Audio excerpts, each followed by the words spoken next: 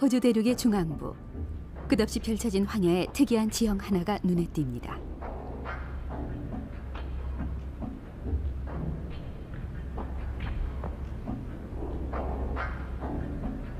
산들이 거대한 원을 그리듯이 치솟아 있군요. 원의 지름은 5km.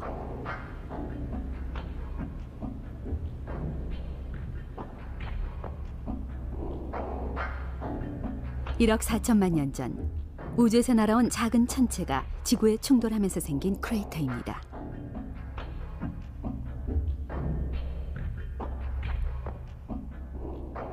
이곳을 성지로 여기는 호주 토착민들은 다음과 같은 신화를 대대로 이어오고 있습니다.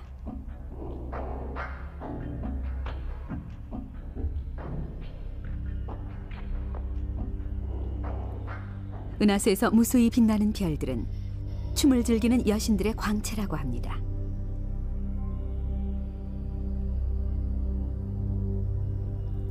어느 날 여신 하나가 아기를 요람 위에 뉘어놓았습니다.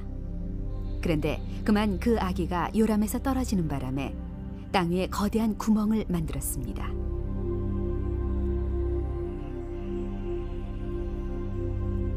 이렇듯 토착민들은 오랫동안 우주가 생명과 깊은 관계가 있다고 여겨온 거죠.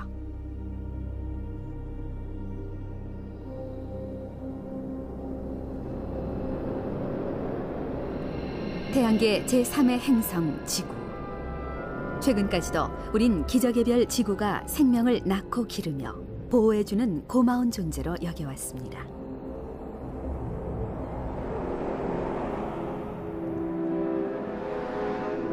그러나 태양계 탐사가 진행됨에 따라 생명과 우주 사이에 지금까지 알지 못했던 깊은 연관성이 서서히 드러나고 있습니다.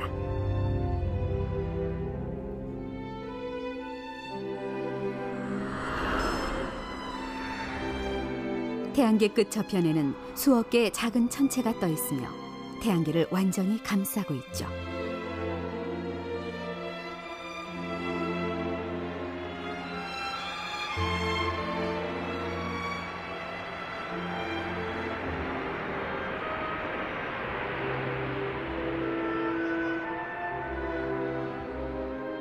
오르트 성운으로 불리는 이곳은 혜성의 고향이라고 여겨집니다. 이 오르트 성운에선 지금까지 수많은 혜성이 태어난 후 태양의 중력에 이끌려 태양계로 들어왔습니다. 그 중에 몇몇은 지구 쪽으로 오기도 했죠.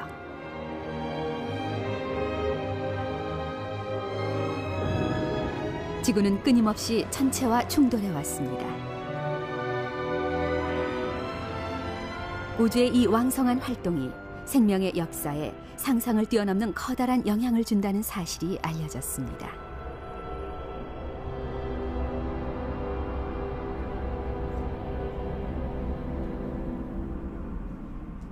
미국에서 산유량이 많기로 유명한 오클라호마주의 에임즈 유전.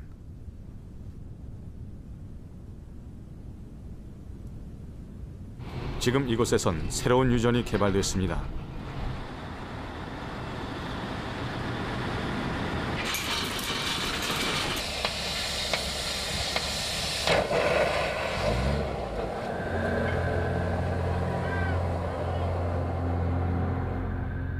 에임즈 유전에선 지금까지 100개가 넘는 유정을 뚫었습니다.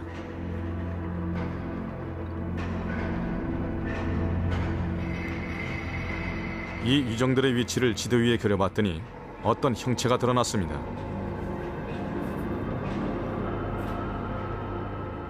그런데 유정들은 이상하게도 원을 그린 것처럼 자리 잡고 있었죠. 이곳 땅속은 어떻게 되어 있는지 정밀하게 조사해 보았습니다.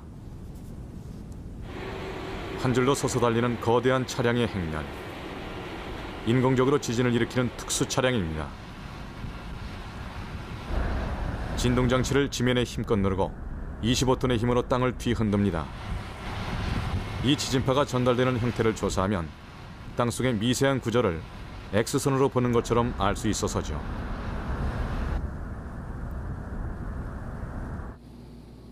이 자료들을 근거로 컴퓨터가 숨겨진 지형을 그려내기 시작했습니다. 모습을 드러낸 것은 지름 16km의 둥근 지형으로 천체가 충돌해서 생긴 크레이터입니다.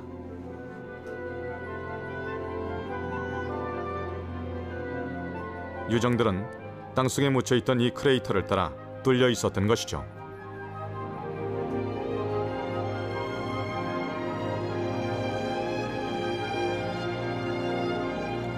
북아메리카 전체에선 모두 17개의 유전에서 크레이터가 발견됐습니다.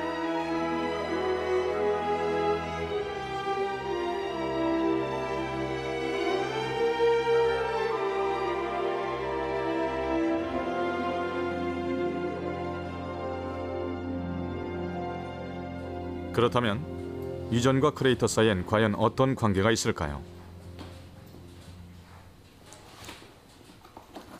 오클라호마 대학의 리처드 도노프리오 박사가 지하의 암석을 캐내서 분석해봤습니다. 땅속 깊숙이 크레이터가 있는 주변에선 바위가 잘게 부서져 있고 바위 자체에도 미세한 틈이 많이나 있었죠.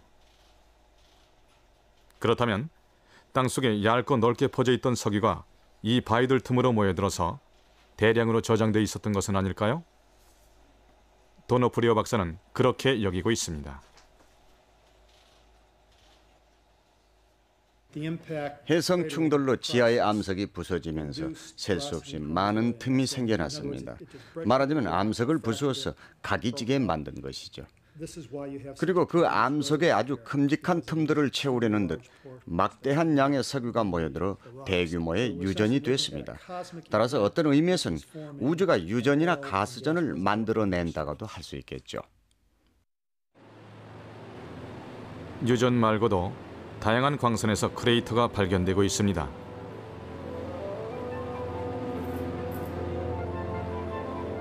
이곳은 캐나다의 서드버리로 세계 최대급 니켈 광산이죠.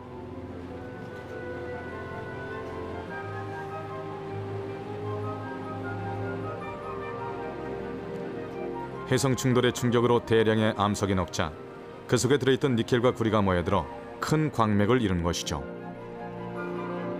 여기에도 네덜란드 크기의 거대한 크레이터가 있습니다.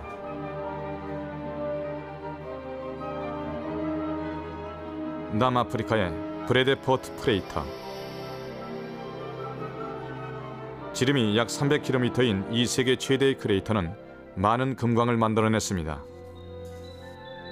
이 지역의 금 생산량은 전 세계의 절반을 차지하고 있죠.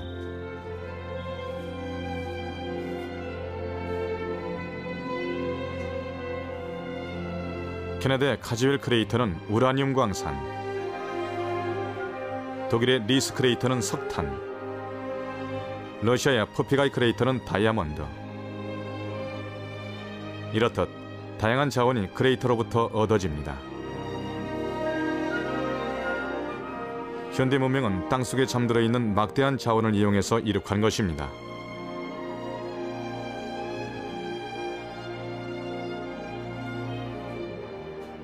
그런데 그 문명을 지탱해주는 많은 광산이나 유전은 우주에서 날아온 혜성의 충돌에 의해서 생겨났습니다.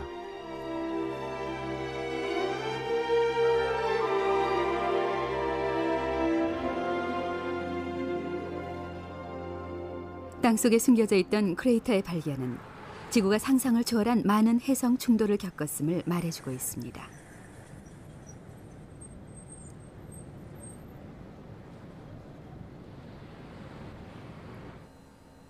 지금까지도 활발한 지각 변동이 계속되는 지구에선 이런 크레이터들이 거의 남아있지 않을 것처럼 보였습니다. 하지만 탐사 기술의 발달에 따라 해마다 대략 5개의 새로운 크레이터가 발견되고 있죠. 그렇다면 지구엔 과연 크레이터가 어느 정도나 있을까요? 캐나다 지질조사소의 리처드 그리브 박사 연구진은 최신의 자료를 기초로 크레이터의 위치를 충돌한 시대별로 기록했습니다.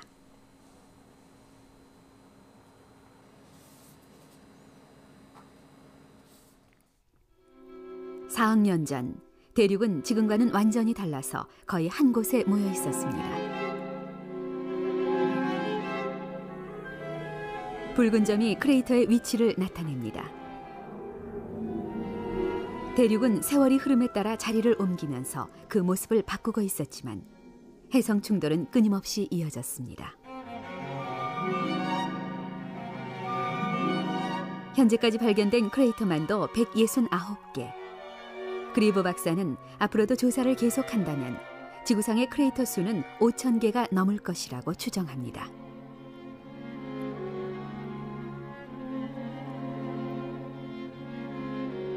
극히 드물게 일어날 것으로 여겨졌던 해성 충돌.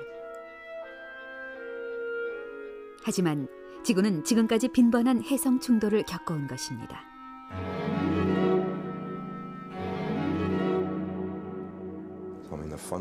우리의 생명에 없어서는 안 될 존재라 할 수 있습니다. 우리가 살아가는 체계의 일부분이죠. 말하자면 지구는 홀로 존재할 수 없고 태양계의 일부니까요. 그리고 해성 충돌은 태양계의 운행에 속하므로 우린 그것을 인정하고 겸허하게 해성과 함께 살아갈 방법을 배워야 합니다. 해성 충돌은 무시무시한 파괴력을 지닙니다. 그리고 생명은 최초에 탄생한 후로부터 그 위협 속에서 살아오고 있습니다.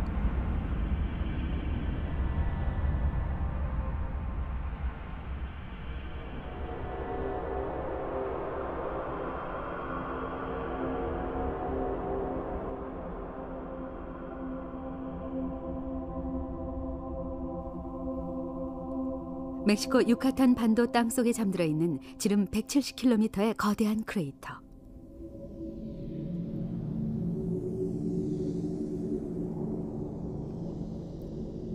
(6,500만 년 전) 이 거대한 크레이터를 만들어낸 해성 충돌이 공룡을 멸종시켰을 것으로 여겨집니다. 그런데 최근에 공룡 멸종 후에도 또다시 엄청난 충돌을 겪은 사실이 밝혀졌습니다.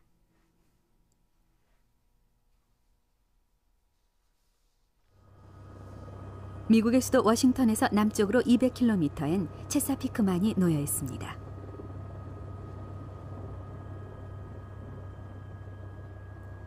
(1994년) 바로 이 바닷속에서 잠들어 있던 거대한 크레이터가 발견됐습니다. 그 지름은 약 85km. 충돌이 일어난 것은 지금으로부터 3,500만 년 전의 일이었죠.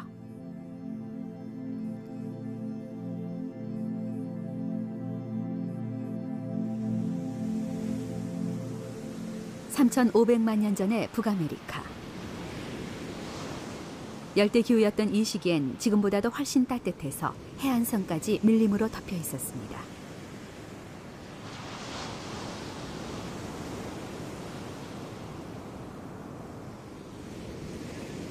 숲속에선 공룡 대신 코뿔소나 하마를 닮은 덩치 큰 포유류가 등장해 있었죠.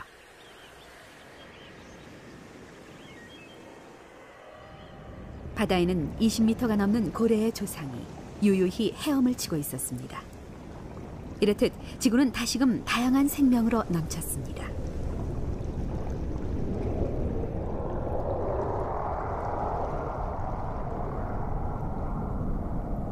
체사피크 지역에서 일어난 해성 충돌.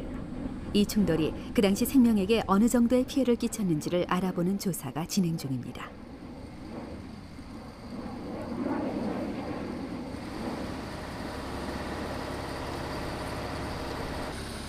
미국 지질조사소의 와일리 포그 박사가 이곳의 지층을 자세히 조사했습니다.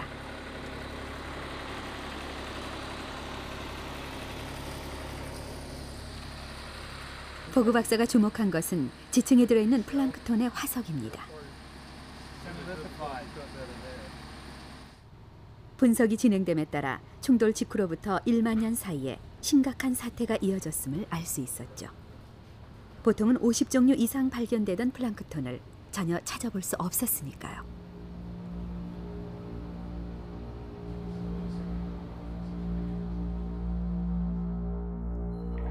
플랑크톤이 사라졌다는 것은 그 플랑크톤을 먹고 사는 물고기, 그 물고기를 먹고 사는 고래에 이르기까지 생태계 전체가 사라졌음을 뜻합니다.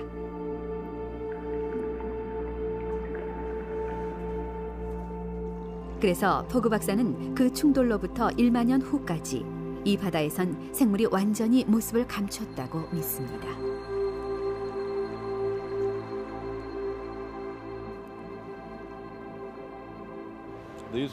해성 충돌로 생긴 크레이터 때문에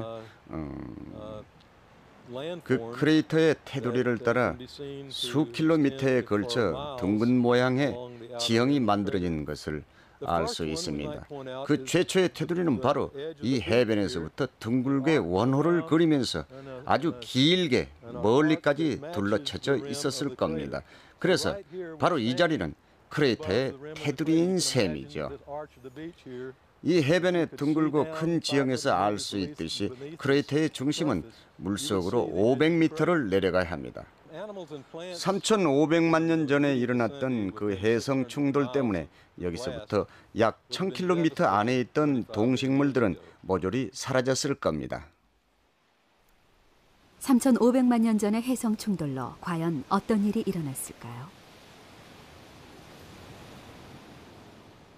보그 박사의 조사 데이터를 근거로 모의 실험한 결과 엄청난 파괴력의 진상을 밝혀낼 수 있었습니다.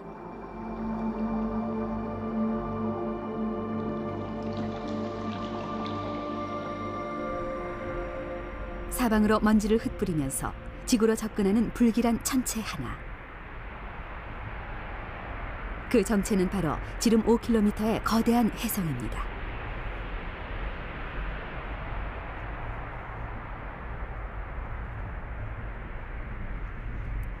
혜성의 꼬리는 수백만 킬로미터까지 뻗어 있어서 밤하늘을 대낮처럼 밝히고 있습니다.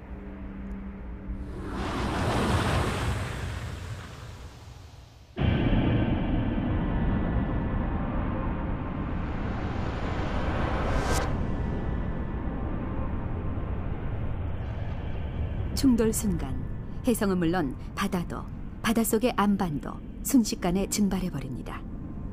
주변 일대는 거대한 불덩어리에 휩싸여서 태양처럼 빛납니다. 중심부의 온도는 6만 도.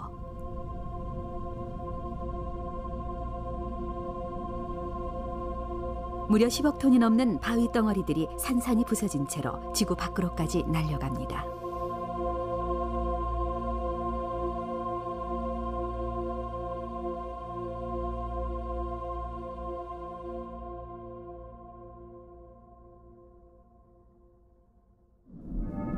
충돌 후 5분, 불덩어리는 사라지고 크레이터가 모습을 드러냅니다.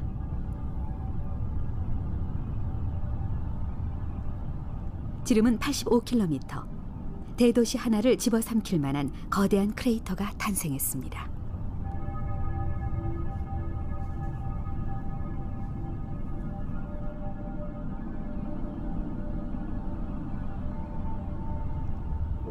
충돌 후 7분, 멀리 떨어진 지역에도 위기가 닥쳐옵니다. 우주 공간으로 날려가 버린 암석과 먼지가 새빨갛게 녹으면서 떨어져 내리기 때문이죠.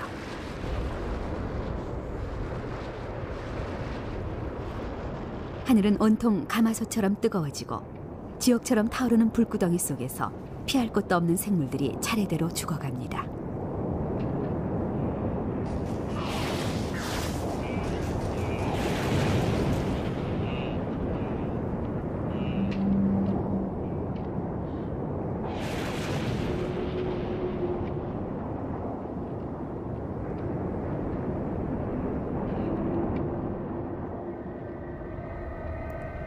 지옥의 불길이 사라지자 이번엔 충돌의 겨울이라고 불리는 시기로 접어듭니다.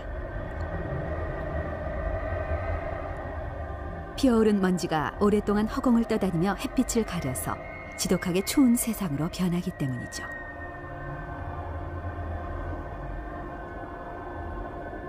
이쯤 되자 충돌 속에서도 용케 살아남은 생물조차 잇따라 모습을 감추어서 그 후로 이 지역에선 1만 년 동안 생명은 눈에 띄지 않게 됩니다.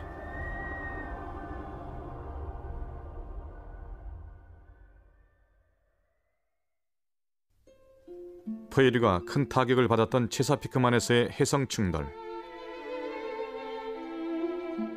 공룡멸종의 열쇠가 됐다고 믿어지는 유카탄 반도에서의 해성 충돌.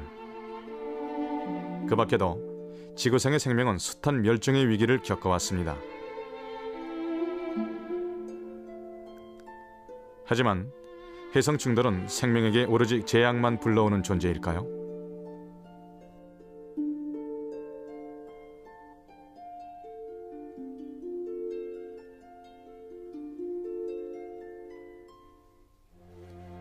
달에서 특이한 사실이 발견됐습니다. 달 표면에는 다양한 크기의 크레이터가 있습니다.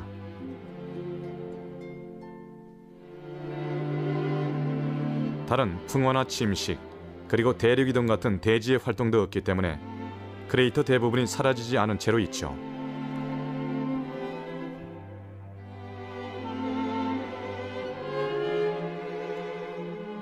우리의 이웃 천체. 달에서 벌어진 해성 충돌을 조사해보면 그와 비슷한 비율로 겪었을 지구의 해성 충돌에 대한 단서가 나올지도 모릅니다.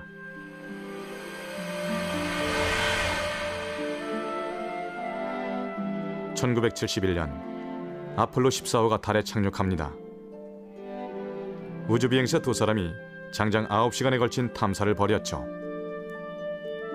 새하얀 우주복이 달의 미세한 모래 때문에 잿빛으로 얼룩져 있군요.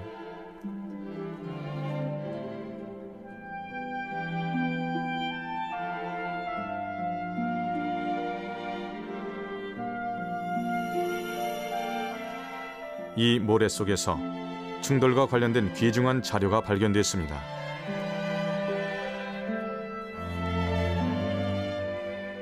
달의 모래 속엔 지름이 수백 미크론인 미세한 유리구슬이 많이 들어있었습니다. 충돌 때 녹은 바위가 흩날리다가 다시 둥글게 뭉친 것이죠. 이 유리구슬이 언제 생긴 것인지를 조사하면 혜성이 언제 충돌했는지를 알 수 있습니다.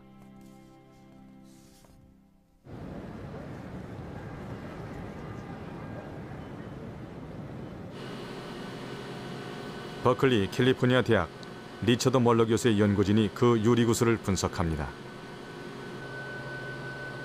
레이저 광선을 쬐인 유리구슬은 온도가 수천 도까지 오르면서 증발합니다.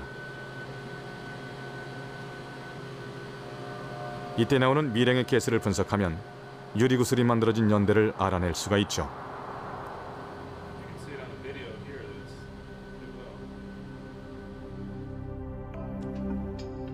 분석 결과입니다. 달에서의 해성 충돌은 시간이 흐르면서 점점 줄어듭니다. 지금까지는 충돌이 이대로 점점 줄어들 것처럼 보였습니다. 하지만 유리구슬엔 놀라운 사실이 숨겨져 있었습니다. 지난 4억년간 해성 충돌이 급격하게 늘었기 때문이죠.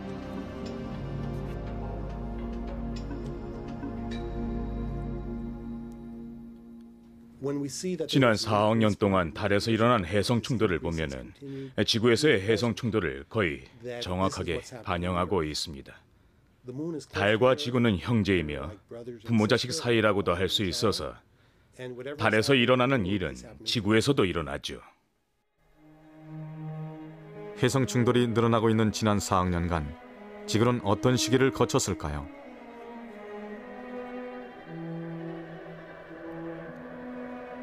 (4억 년) 전 육지에는 생물을 찾아볼 수 없는 황량한 세계가 펼쳐져 있었습니다.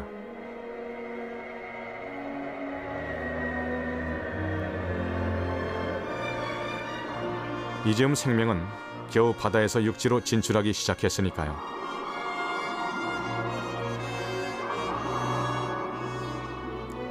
먼저 이끼류와 양치류가 물가에서부터 땅을 푸르게 덮어가기 시작합니다.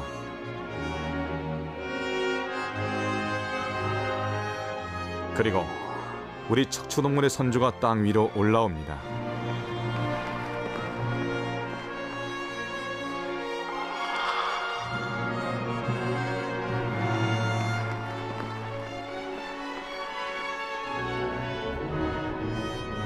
그 후 식물이나 척추동물은 종의 숫자를 단숨에 늘려서 급속하게 진화해온 것이죠. 그러나 달의 예에서 알 수 있듯이 지난 4억 년은 해성 충돌이 활발하게 일어난 시기이기도 했습니다.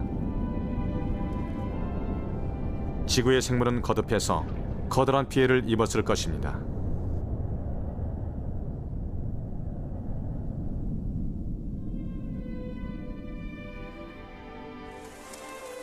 그런데 생물은 멸종하기는커녕 지금처럼 3천만 종에 이르는 각양각색의 생물로 진화해서 지구 곳곳에서 번창하고 있습니다.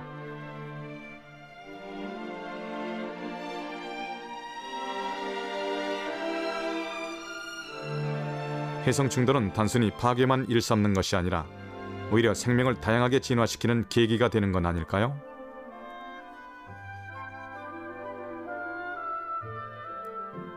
멀러 교수는 달의 해성 충돌 그래프 위에 현재의 생물이 어떻게 종을 늘려왔는지를 보여주는 그래프를 겹쳐놓았습니다.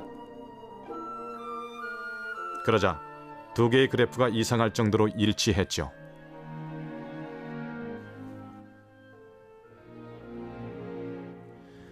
생물이 해성 충돌과 같은 크나큰 재앙 속에서 다른 종과 겨루어 살아남으려면 새로운 환경에 적응하는 융통성이 필요합니다. 그러기 위해선 지능을 지닌 쪽이 훨씬 더 유리해지죠.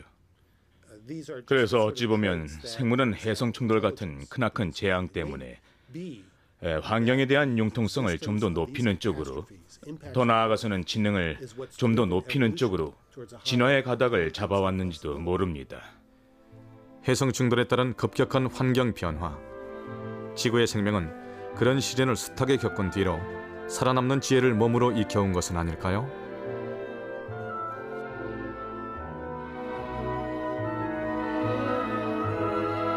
또한 공룡이 멸종한 덕분에 우리 포유류가 번영할 수 있었던 것처럼 해성 충돌은 그다지 눈에 띄지 않던 생물이 활약할 만한 세상을 만들어주는 건 아닐까요?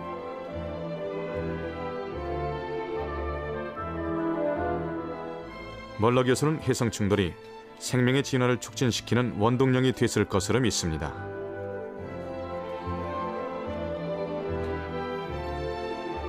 해성 충돌이 생명의 진화에 어떤 영향을 미친 것일까요? 아직 그 확실한 증거는 발견되지 않았습니다.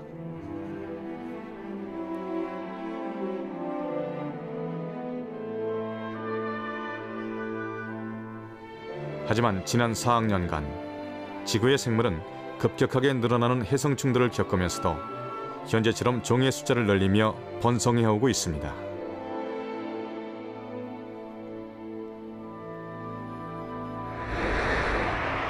지구 역사 속에서 끊임없이 반복되어온 해성 충돌. 그런 충돌은 과연 어떤 원인으로 생기는 걸까요? 2천억 개의 별이 아름다운 소용돌이 모양을 이룬 은하계. 우리의 태양계는 그 중심에서 멀리 떨어진 곳에 있으면서 2억 5천만 년에 한 번씩 은하계를 일주합니다.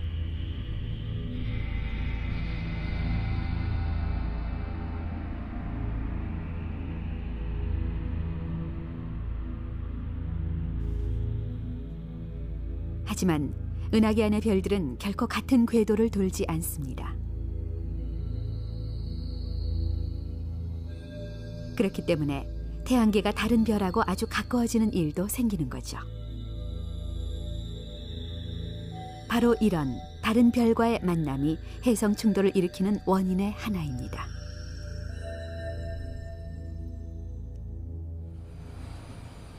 나사 제트 추진 연구소의 폴 와이스먼 박사. 와이스먼 박사는 다른 별이 태양계에 가까워졌을 때 어떤 일이 생기는지를 컴퓨터로 모의 실험했습니다.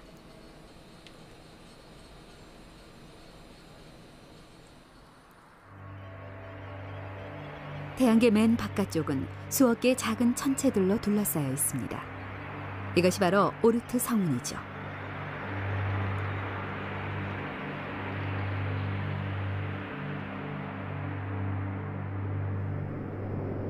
다른 별이 태양계로 가까이 다가오더니 오르트 성운 속으로 들어갑니다.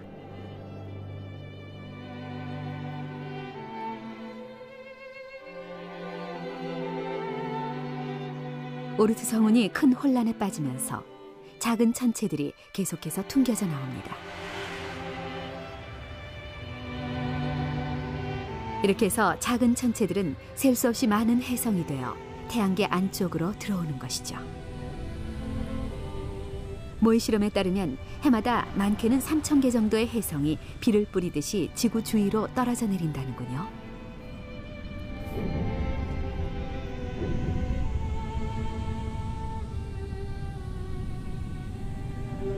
우리의 지구가 은하계 속을 여행하는 한 해성 충돌은 피할 수 없는 숙명이라 할 수 있습니다.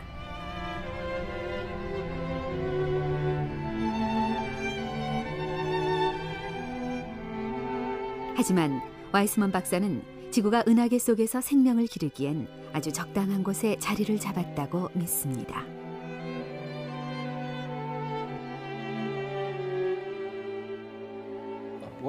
최근 들어 주목을 받는 이론이 있습니다. 지구의 생물은 매우 느리게 진화하는데 그 진화 속도를 훨씬 빠르게 만드는 것이 바로 천재지변으로 생태계 전체에서 최상의 종만 살아남게 하고 나머지는 멸종으로 몰고 간다는 것이죠. 그중엔 해성 충돌도 중요한 역할을 한다고 봅니다. 만약 태양계가 불안정한 별이 많은 은하계 중심에 있다면 그 별들과 만날 기회가 많아져서 훨씬 더 많은 해성이 지구와 충돌할 겁니다. 그렇듯 엄청난 변화가 끝도 없이 일어나는 환경에선 생명이 살아남아 진화하기는 힘들겠죠. 잦은 변화로 환경의 제 모습을 갖추기도 전에 시련을 겪어야 하니까요. 반대로 태양계가 은하계 중심에서 멀찌감치 떨어져 있다면 충돌은 크게 줄겠지만 진화를 촉진시키는 자극도 줄어서 더디게 진화하다가 결국엔 멈추고 말겠죠. 그래서 지금 우리의 태양계가 있는 바로 이곳이야말로 은하계 안에서 생명이 진화하기엔 더없이 좋은 위치라고 할 수 있습니다. 지금까지 해성 충돌이 너무 많았거나 너무 적었다면 생명이 번영을 누리지 못할지도 모릅니다. 이처럼 생명은 우주와 깊은 관련을 맺고 있습니다.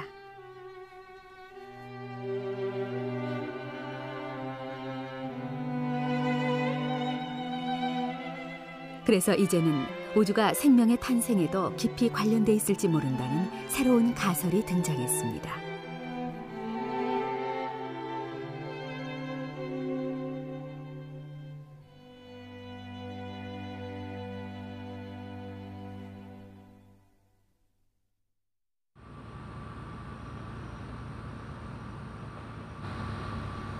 미 항공우주국 나사의 고공연구 항공기.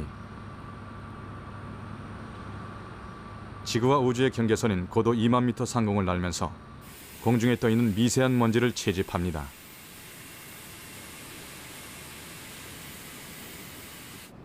날개 밑에는 플라스틱 판이 붙어 있습니다. 판의 표면에는 물질이 달라붙기 쉽도록 끈적이는 기름을 두텁게 발라뒀죠.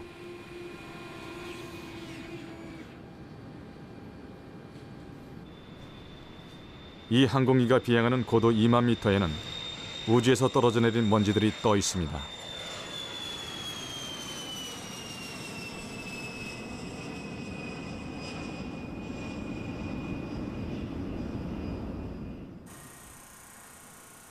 걷어들인 플라스틱 판에는 크기가 100분의 1mm 크기인 먼지가 몇 개 붙어 있었죠.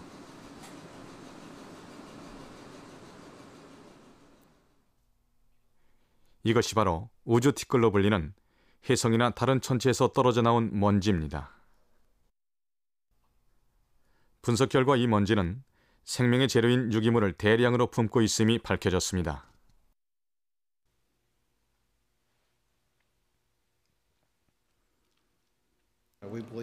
이렇듯 탄소를 함유한 물질은 지구상의 유기물에 중요한 역할을 해준다고 봅니다.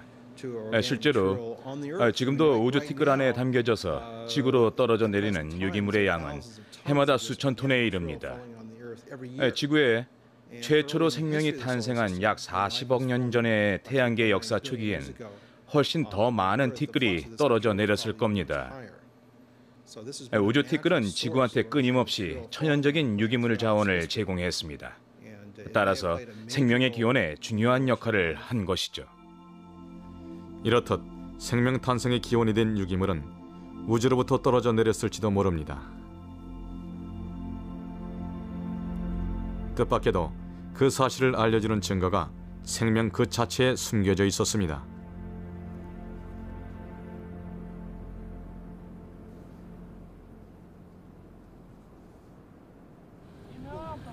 프랑스의 보즐레이 지방. 이것은 포도밭이 지평선 끝까지 펼쳐진 세계에서 손꼽히는 포도주 생산지입니다.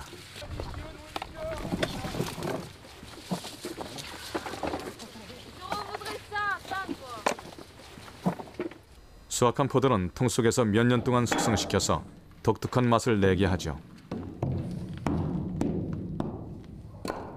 이 숙성 과정에서 어떤 물질이 생겨납니다.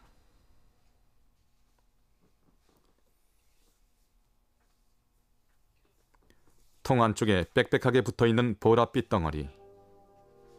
이 물질은 일명 포도주 다이아몬드로 불리는 포도주 속에 들어있는 주석산의 결정입니다.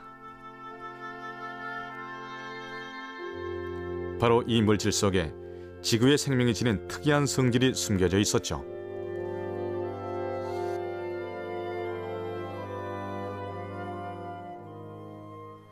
맨 먼저 이 사실을 알아낸 사람은 19세기 프랑스 생물학자 루이 파스트레입니다.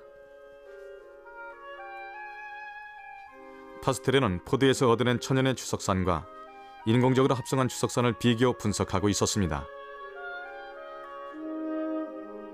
두 물질의 결정을 현미경으로 관찰하는 동안 기묘한 특징을 발견해냈죠. 천연의 주석산은 결정 모양이 전부 같았지만 인공적으로 합성한 것은 모양이 두 가지였으니까요.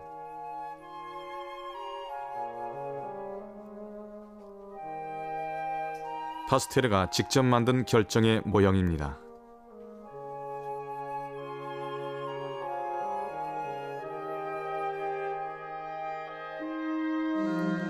서로 아주 비슷하게 생겼지만 똑같다고는 할 수 없죠.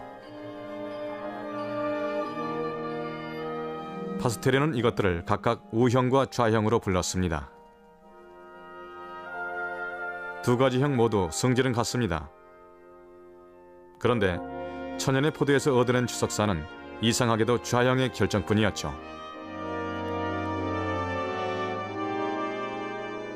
사실 이 이상한 특징은 생명의 가장 기본적인 물질에서도 찾아볼 수 있습니다. 뼈와 근육, 내장과 혈액, 그리고 생물 신체 모든 부분의 세포를 만드는 단백질. 단백질은 아미노산 20종류의 조합으로 만들어집니다.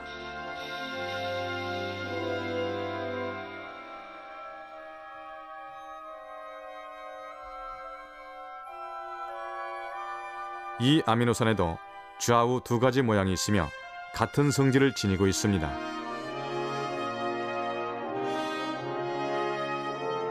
하지만 세균과 식물 그리고 동물까지 거의 모든 생물은 좌형의 아미노산만을 이용하죠. 왜 생물의 아미노산은 대부분 좌형일까요?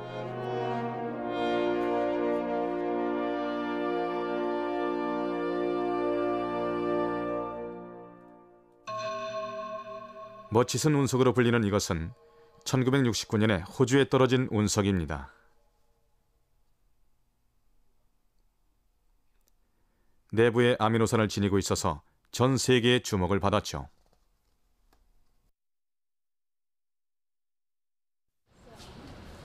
애리조나 주립대학 연구원 존 크로닝과 샌드라 피자렐로는 이 운석에서 아미노산을 얻어낸 후 좌우형의 모양을 조사했습니다.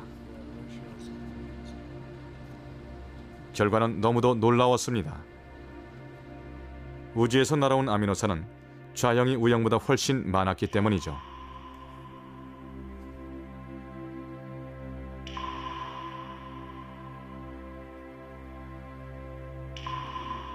크로닝 교수는 지구의 생명에 쓰이는 좌형의 아미노산이 우주에서 생겨난 후 지구로 전해진 것으로 믿습니다.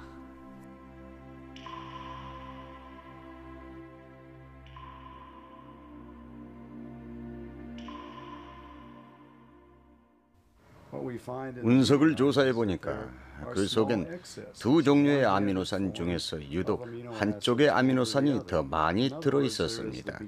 이를테면 지구에서 먼 외계로부터 지구까지 전해지기 이전에 이미 외계의 자원에 의해 선택적으로 만들어졌다고 볼 수 있죠. 혜성이나 작은 천체, 먼지 등에서 만들어졌을 법한 운석에는 한 종류의 아미노산이 훨씬 더 많이 들어있기 때문에 아마도 지구의 생명이 점점 그것에만 맞추어져 진화하는 상황으로 이어졌을 겁니다. 오늘날 지구상의 생물을 보더라도 알 수 있듯이 둘 중에 한 아미노산을 완전히 거부하고 오로지 다른 하나만 이용하고 있으니까요. 생명을 만드는 아미노산이 우주로부터 온 것이라면 과연 어떤 식으로 만들어졌고 어떤 식으로 옮겨졌을까요?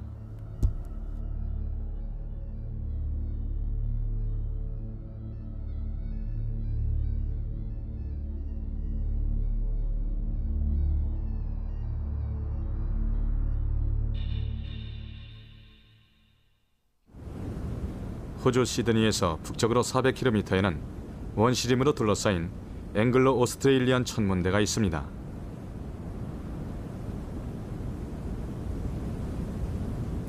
이곳에선 우주에는 어떤 이유로 좌형의 아미노산이 많은지를 밝혀내게 될지도 모를 흥미로운 관측이 이루어지고 있죠.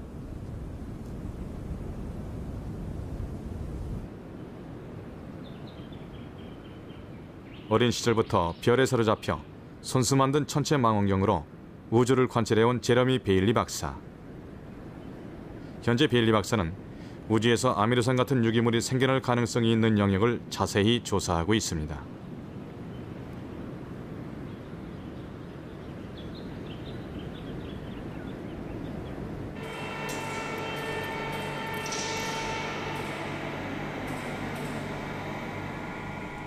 그가 주목하고 있는 것은 오리온 자리 한복판의 별셋 바로 밑에 있는 오리온 대성운입니다.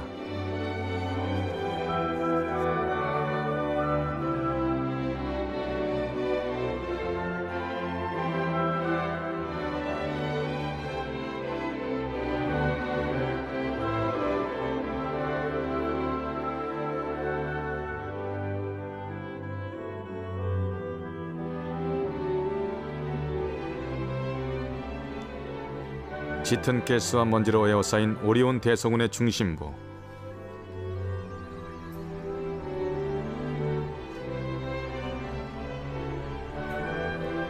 약하게 빛나는 하나하나의 빛은 막대한 양의 먼지가 모여서 별이 탄생하려고 하는 모습이죠.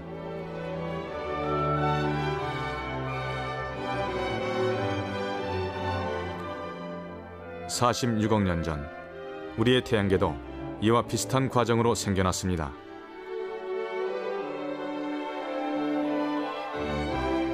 이곳에서 생명의 재료인 유기물 몇 가지가 발견됐습니다.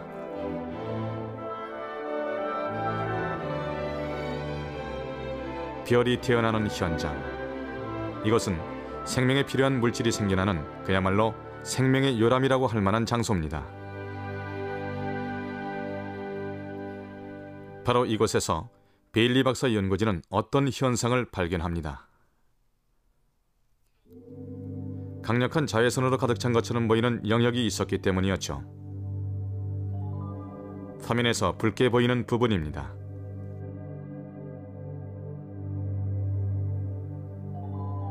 실제로 O형의 아미노산은 이 자외선을 쐬면 쉽게 파괴돼서 금세 분해되고 맙니다.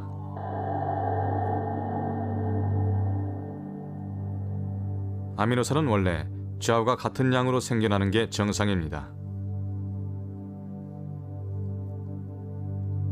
하지만 별이 태어나고 있는 이런 장소에선 특수한 자외선의 영향으로 좌형의 아미노산이 많이 남게 되는 것으로 보입니다.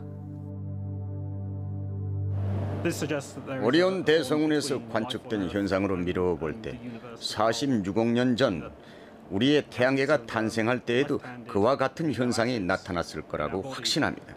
그래서 지구가 생기기 이전부터 우주 공간에서 선택되어진 좌형의 아미노산이 지금 우리 몸을 이루고 있기 때문에 그야말로 생명의 원천이라 할 수 있죠. 생명의 기원에는 여러 가지 설이 있지만 베일리 박사 연구진은 이렇게 여기고 있습니다. 46억 년 전 막대한 양의 먼지가 모여들어 태양계의 탄생을 준비하고 있습니다. 특수한 자외선 때문에 O형의 아미노산이 파괴되자 먼지 속엔 좌형의 아미노산이 풍부하게 남게 되죠.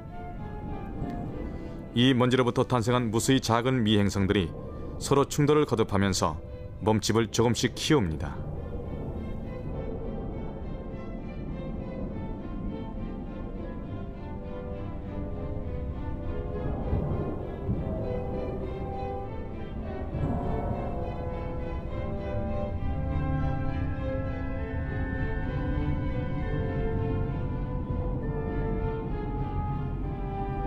그 중에서 한결 더 큰 미행성이 다른 미행성들을 흡수하면서 빠르게 성장해 갑니다. 우리의 별, 지구가 점점 생겨나기 시작합니다.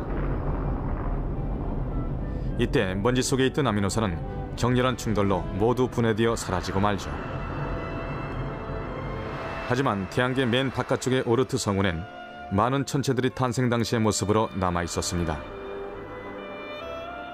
이들 천체엔 마치 냉장고처럼 좌형의 아미노산이 보존돼 있었죠. 드디어 작은 천체가 해성에 뒤어 지구 주변으로 날아옵니다. 해성은 긴 꼬리를 끌며 아미노산이 들어있는 먼지를 뿌리면서 지나갑니다.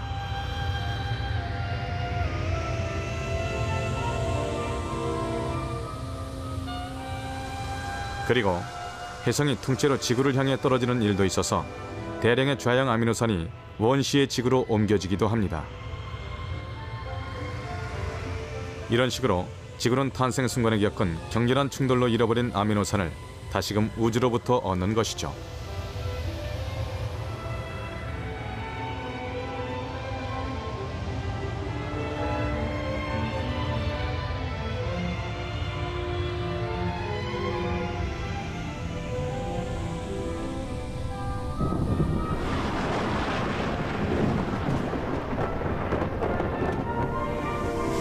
이렇게 해서 좌형의 아미노산을 이용한 생명이 탄생한 건 아닐까요?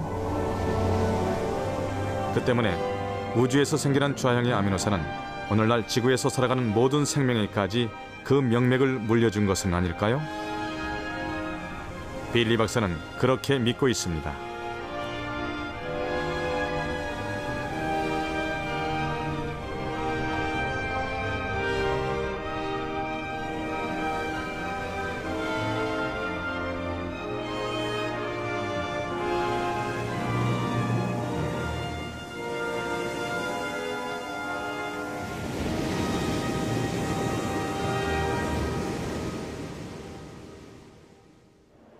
이 광활한 우주엔 이런 식으로 해서 생명이 태어난 행성이 오로지 우리 지구뿐만 아니라 이루 헤아릴 수 없을 정도로 많을 거라고 봅니다. 우린 앞으로도 좀 더 넓은 범위를 정밀하게 관측해서 언젠가는 생명이 태어나기에 적합한 조건은 물론이고 이 우주가 생명으로 가득 차 있다는 사실까지 밝혀내려고 합니다.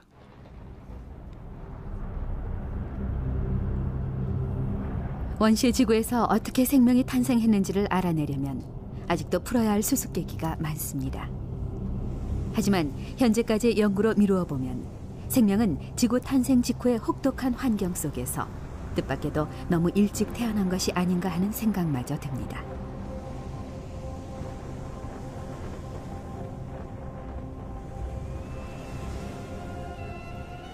생명은 우주에 넘쳐나는 재료를 이용해서 지구 이외의 별에서도 번영을 누리고 있을지 모릅니다.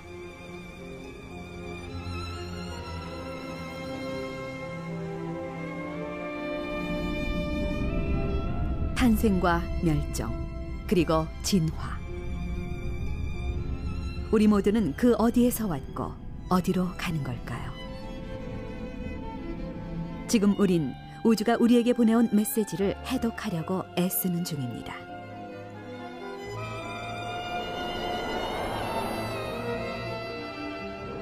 우주는 과연 우리의 진정한 고향일까요? 생명은 과연 지구에서만 태어날까요?